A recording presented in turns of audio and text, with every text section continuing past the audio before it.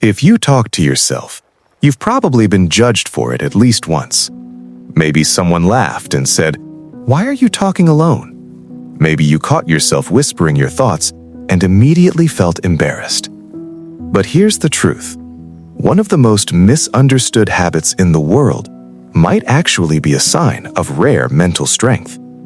Psychology shows that self-talk, especially when it's intentional, is not a flaw. It's a powerful cognitive tool. In fact, many high performers, creative thinkers, and emotionally intelligent people regularly talk to themselves. So if you talk to yourself, you probably have these 5 rare gifts. Number 1, you have strong self-awareness. When you talk to yourself, you're not just making noise, you're processing, you're observing your own thoughts. You're stepping outside of your emotions and saying, "Why do I feel like this?" Or, "What's really going on?" Research in psychology indicates that self-reflection strengthens metacognition, the ability to think about your own thinking. That's a rare skill. Most people react automatically to life, but you pause, you question, you analyze. For example, instead of exploding in anger after an argument, you might go somewhere quiet and say, "Okay, why did that hurt me so much?" That small conversation with yourself creates clarity. It turns emotional chaos into understanding. What others see as talking alone is actually you building emotional intelligence. Number 2, you regulate your emotions better than most. Studies show that using your own name or speaking to yourself in the third person, like saying, "You've got this," instead of "I've got this, can reduce anxiety and increase emotional control. When you talk yourself through a stressful situation, you're activating the rational part of your brain. You're calming your nervous system. You're coaching yourself instead of criticizing yourself. Think about moments when you're overwhelmed. Maybe before a presentation, you whisper, "Relax, breathe, one step at a time." That's not weird. That's self-soothing. Instead of spiraling, you create stability. Instead of panicking, you create perspective. That's a rare gift in a world where most people are controlled by their emotions. Number 3, you're a deep thinker. People who talk to themselves often rehearse conversations, replay events, or explore ideas out loud. Psychology suggests that verbalizing thoughts can improve memory, problem-solving, and clarity. When you speak your thoughts, you slow them down, you organize them, you hear them, and sometimes hearing your thoughts makes you realize which ones are irrational and which ones are insightful. Maybe you've caught yourself saying, "Wait, that doesn't even make sense," after hearing your own worry out loud. That's powerful. You're not blindly believing every thought, you're testing it.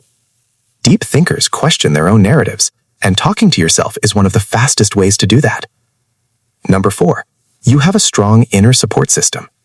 Some people rely completely on external validation. They need constant reassurance. But if you talk to yourself, chances are you've learned how to comfort and motivate yourself. Research on positive self-talk shows that it increases resilience and persistence. Athletes use it, leaders use it, therapists even teach it.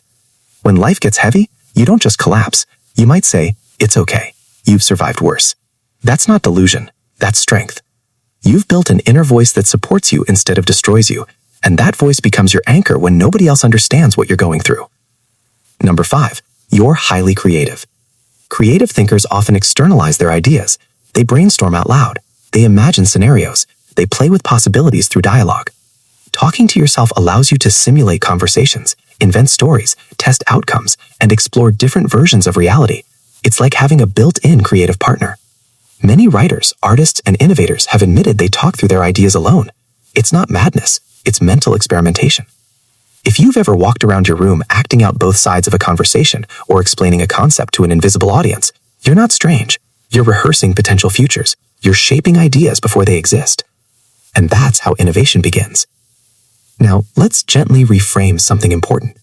There's a difference between supportive self-talk and harmful rumination. Healthy self-talk guides you forward. It asks questions. It comforts. It motivates. It helps you solve problems. If your inner voice is harsh, constant, or distressing, that's something worth paying attention to and possibly seeking help for. But simply talking to yourself? That alone is not a problem. It's often a sign of cognitive engagement. In a world that moves fast and rarely pauses, you pause, you think, you reflect, you process. And that's rare. So the next time you catch yourself whispering, planning out loud, or giving yourself a pep talk, don't feel embarrassed. You're not odd. You're self-aware. You're emotionally intelligent. You're reflective. You're resilient. You're creative. You've built an inner dialogue instead of living on autopilot. And maybe that's your quiet superpower. If this resonated with you, take a moment to reflect. What does your inner voice sound like? Is it kind? Is it honest? Is it helping you grow?